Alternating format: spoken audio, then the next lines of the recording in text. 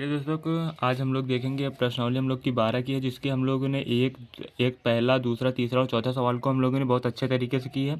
हमने पहले सवाल की एक अलग वीडियो, दूसरे सवाल की अलग, तीसरे सवाल की अलग, चौथे सवाल की अलग, जिससे आपको जो भी सवाल नहीं आ रहा है उसको देखिएगा। और मैं तो इसलिए कह रहा हूँ कि आप लोग लाइन से सारी सारी वीडियोज़ को देखते हुए आइएगा, आपको एक भी प्रश्न ऐसा नहीं मिलेगा जिसमें आप फंस जाएँ। आप लोग को अब कोचिंग करने की कोई भी ज़रूरत नहीं है। मैं आप लोग को इतने सिंपल तरीके से बताता हूँ कि आप में से जो बच्चा अगर पहली बार भी पढ़ रहा होगा, कुछ भी नहीं इस चैप्टर के बारे में जानता, वो भी आसानी से समझ सकता है। तो जैसा कि मैंने 4 तक का करा रखा है, तो जो भी बच्चे हैं देख रहे हैं इस वीडियो को, क्लास 10th में इस बार आए हुए हैं, तो अपने दोस्तों तक जरूर शेयर कर दें, वीडियो को लाइक कर दें, चैनल को सब्सक्राइब कर दें और वीडियो में एक प्यारा सा कमेंट जरूर करके जाया करिए आप लोग किस क्लास के हैं और आप लोग किस ज़िले से हैं। तो हाल हम लोग प्रश्न नंबर 5 को देखेंगे। जैसा कि ये सारे के सारे प्रश्न आप लोग को बहुत कम ही लोग होते हैं जो पढ़ाते हैं प्रश्न को, क्योंकि ये प्रश्न सारे के सारे लोग वन शॉट में लेकर आते हैं कि सोचते हैं बहुत कम लोग को आता भी है, वो जल्दी जल्दी में करा के चले जाते हैं। तो आज हम लोग 5 नंबर प्रश्न को देखेंगे। अब हम लोग इसको पढ़ेंगे और इसके फिर फिगर बनाएंगे, फिर हम इसको सॉल्व करेंगे। चलिए दोस्तों हम लोग चालू करते हैं। चलिए, एक बर्तन एक खोखले अर्धगोले के आकार का है।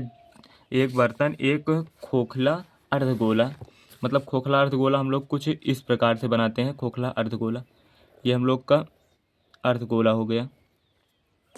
पेन थोड़ी सी, ये हम लोग का खोखला जो होता है वो अर्धगोला हम लोग का कुछ इस प्रकार से बनता है। जैसे कि आप लोग गोला जब बनाते होंगे तो आपको ही पता होगा। खोखला अर्धगोला हम लोग का बन गया।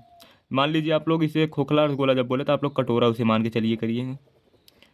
चलिए, हम लोग खोखला अर्धगोला बन गया। अब क्या बोल रहा है, आगे पढ़ेंगे प्रश्न को। जिसके ऊपर एक खोखला बेलन अध्यारोपित है।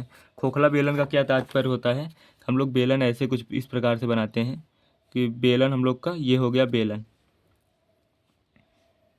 हम लोग का बेलन ये तैयार हो गया। अब ये बेलन खोखला बोला है क्योंकि हम लोग को आगे पढ़ेंगे प्रश्न में तो आपको आंतरिक त्रिज्या निकालने को बोल रहा है। अर्धगोला का व्यास 14 सेंटीमीटर है। तो देखिए, क्योंकि आप लोग अभी एक सवाल ये करेंगे कि सर हम लोगों ने क्यों इसके ऊपर ही रखा, क्योंकि ये जब ऊपर हम लोग तभी रख सकते हैं, मतलब इसके ऊपर अध्यारोपित है जब यह तो इसके बराबर खो है। तो अगर इससे बड़ा होगा तो इसके अंदर ये अर्धगोला चला जाएगा, और अगर छोटा होगा तो ये जो बेलन है वो इसके अंदर चला जाएगा, जैसे कि आप लोग समझ सकते हैं। तो इसलिए हम लोग इसके बिल्कुल बराबर का ही लेते हैं।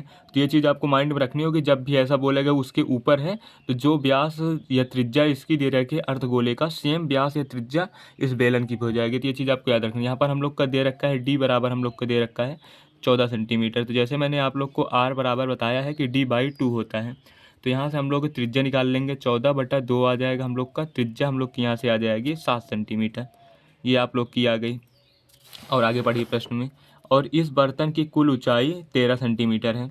अब ये जो बर्तन हम लोग का है, ये जो हम लोग का फिगर प्राप्त हुआ है, यहाँ से ये बोल रहा है यहाँ से लेकर के हम लोग यहाँ तक 13 सेंटीमीटर है।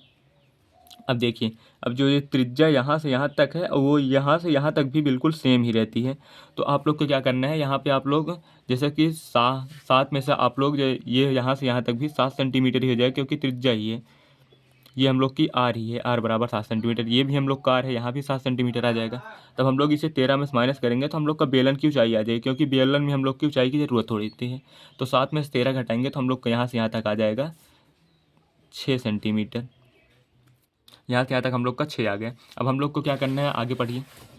इस बर्तन का आंतरिक पृष्ठीय क्षेत्रफल ज्ञात कीजिए। चलिए हम लोग अब आंतरिक पृष्ठीय क्षेत्रफल को ज्ञात करते हैं। तो बर्तन का आंतरिक पृष्ठीय क्षेत्रफल, तो चलिए दोस्तों अब हम लोग देख रहे हैं बर्तन का हम लोग का। देखिए यहाँ पर आप लोग लिखिएगा ऐसे, बर्तन का आंतरिक पृष्ठीय क्षेत्रफल। जब आप लोग जैसा मैं बता रहा हूँ ना, पेपर में आप लोग को बिल्कुल सेम लिखना होगा। आप लोग अपना नोट्स तैयार करते चलिएगा, एक साइड्स बनाते चलिएगा। हम लोग प्रश्नावली 12-13 मतलब 12 के जितने भी पार्ट हैं, A B C D जितने भी पार्ट हैं, हम लोग सारे के सारे करेंगे। चलिए हम लोग देखते हैं यहाँ पर। अब हम लोग को क्या करना होगा कि अर्धगोले का पृष्ठीय क्षेत्रफल हम लोग को लेना होगा। तो अर्धगोले का यहाँ पर पृष्ठीय क्षेत्रफल प्लस बेलन का और बेलन का पृष्ठीय क्षेत्रफल, यहाँ पर गोले का सॉरी अर्ध गोले का पृष्ठीय क्षेत्रफल,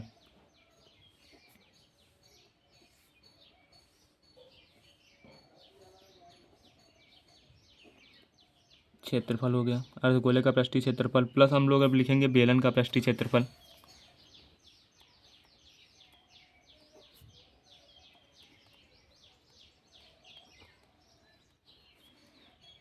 अब हम लोग को कुछ भी नहीं करना है, इसका डायरेक्ट मान रखेंगे, हम लोग को डायरेक्ट आंसर आ जाएगा। अब चलिए हम लोग यहाँ से चालू करते हैं। अर्धगोले का पृष्ठीय क्षेत्रफल होता है हम लोग का 2πr² प्लस बेलन का हम लोग का होता है 2πrh होता है।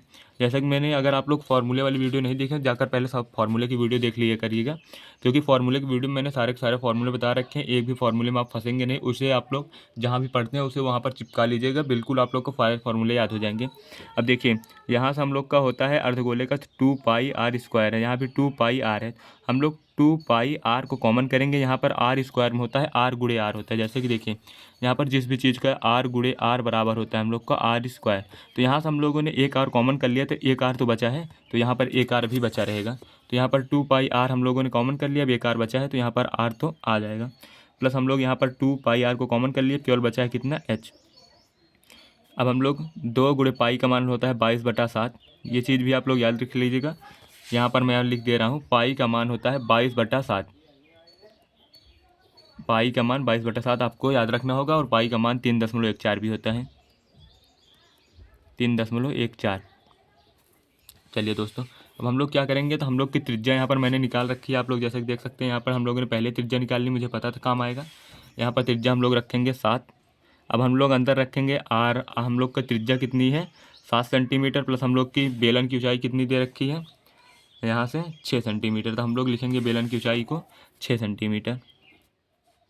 यहाँ से हो जाएगा आप लोग को 2 गुणे 22/7 गुणे 7 और गुणे यहाँ पर जो रहता है ऐसे कोष्टक जो रहता है यहाँ पर गुणे का चिन्ह होता है, ये चीज़ आपको याद रखनी है कि 7 और 6 हो जाता है हम लोग का 13, तो यहाँ पर हम लोग हो जाएगा 13। अब ये 7 से ये 7 कट जाएगा, कुछ भी नहीं बचेगा।